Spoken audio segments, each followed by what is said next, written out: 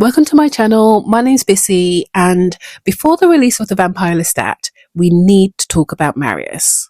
So I asked and you answered. 65% of you wanted more character breakdowns, and I can't wait to start this mini-series with Marius. Now we know that Christopher Heyerdahl has been cast to play the role in season 3. Please correct me if I'm pronouncing that incorrectly. But we have zero footage of him so far. Lestat and Marius have a long and incredibly impactful story, and I can't wait to see it unfold in season 3 of Interview with the Vampire Lestat. And I hope to do another video one day breaking that down.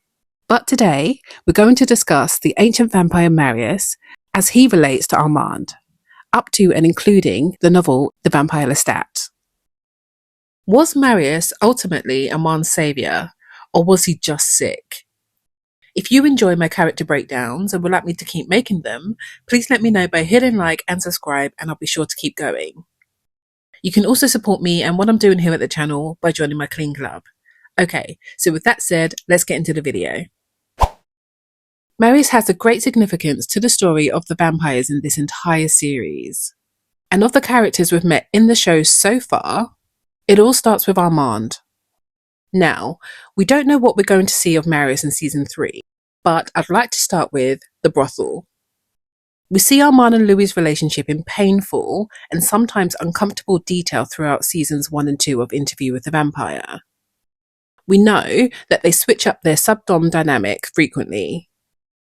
Armand seems to be searching for a master, but ultimately can't commit entirely to being submissive to Louis or Lestat. In the novel, The Vampire Lestat, we learn from Armand, as he recounts his story to Lestat, that he was rescued from a brothel by the vampire Marius. This is also how Show Armand describes their first encounter. Now, Book Armand really did fight the awful owners of that brothel, which actually caused him a lot more pain.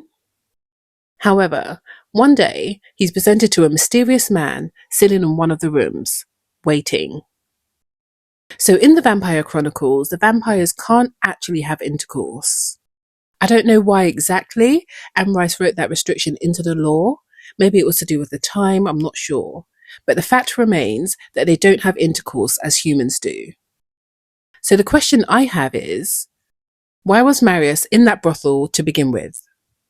Did he know that they would present him with Armand?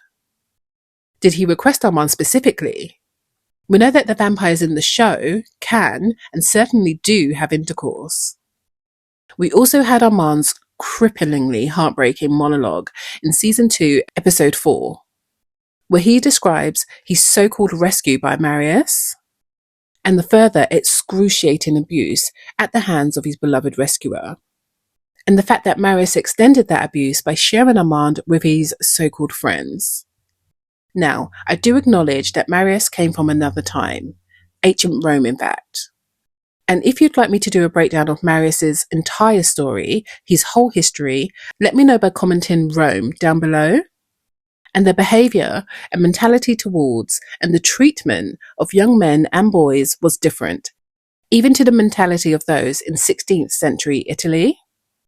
Armand came into Marius's care between 1515 and 1520, approximately in the show, when he was 15 years old. So my other question is, how are the makers of the show going to handle this? Marius was Armand's master. He was in charge. He exposed Armand to everything beautiful that he had ever seen or experienced at that point. Is the feeling of being submissive to a master, no matter how badly they treat you, a feeling that Armand somehow takes comfort in? Was this the biggest lasting impact of Marius and his abuse on Armand? Let me know what you think. So now we can talk about those who must be kept. Does Marius's withholding contribute to Armand's feeling of competition or inadequacy and lack of self-worth? Marius didn't show or explain to Armand about those who must be kept because he didn't believe that Armand was ready. Marius was waiting for Armand to really need the knowledge and to be strong enough that no one would be able to take that information from him by force. Armand did know of their existence, and Marius would leave him for days on end, which filled Armand with anxiety and longing. but Marius never told him of their significance to vampire kind. Armand begged for the knowledge, but Marius withheld it. The Parisian coven attacked Marius and his studio, and ultimately abducted Armand. They tried to extract the information out of Armand about those who must be kept, and it is at that point that Armand realizes why Marius never imparted that information to him. He just wasn't strong enough to keep it from the Parisians. So when Armand meets Claudia, he undoubtedly projects his own negative feelings about himself onto her. He sees weakness where others see strength. He sees a ticking time bomb, counting down to her self-inflicted demise. This is because he can relate to her young age and the plight that lays ahead of her. Armand seems to deceive himself that no one else could ever handle what he has endured. I mean, he wasn't strong enough then. Marius saw it. And he still isn't as physically strong now as other vampires. Not all vampires, but compared with the likes of Lestat. But he believes that his capacity to endure immense amounts of suffering is unparalleled. And therefore, Claudia stood next to no chance.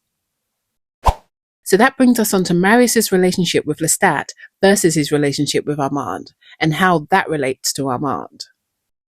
It was actually Armand who told Lestat about Marius' existence. After hearing Armand's tale, Lestat searches the globe for Marius. Again, comment Rome down below if you'd like me to break the entire story down in a separate video. Will Armand and Marius have a confrontation of sorts, where Armand might get the answers concerning those who must be kept directly from Marius himself? Will Armand ever get the answer to why Lestat and not him? As that seems to be something that has bothered Armand for centuries. And finally, we come to the Louvre. Now, in season 2, episode 4, Armand opens up to Louis about his past. In what is an incredibly heartbreaking reveal, Armand lays out the horrific abuse he suffered as a human, not only at the hands of the slavers who took him from Delhi, but also the hands of his maker, Marius the Romanus. But this isn't our first mention of Marius in the show. No, in season 1, Daniel was admiring a piece of art on the wall in Louis and Armand's dining room. Armand, disguised as Rashid, explains that the painting is by Marius the Romanus. I also noticed that Armand's position at the dining table in season 2, after his reveal as the vampire Armand, is actually facing this painting too. This is his position at the dining table throughout. Does he take this seat even when there's no company present? Why do you think it's important for Armand to keep the one physical reminder of Marius he has in his eyeline? I'd be so interested to find out. Can we ultimately trust Marius? Is there enough redeeming factors in him in the last 500 years to trust him? Has Lestat read Armand's story in Daniel's novel? And will this knowledge alter how Lestat feels towards Marius when they meet again? These are all the questions that run through my head. Let me know your thoughts. Thank you so much for watching. If you've enjoyed this video and would like me to continue making them, please let me know by hitting subscribe and liking this video. Thank you again for your support so far, and I can't wait to see you in the comments. Thanks, bye!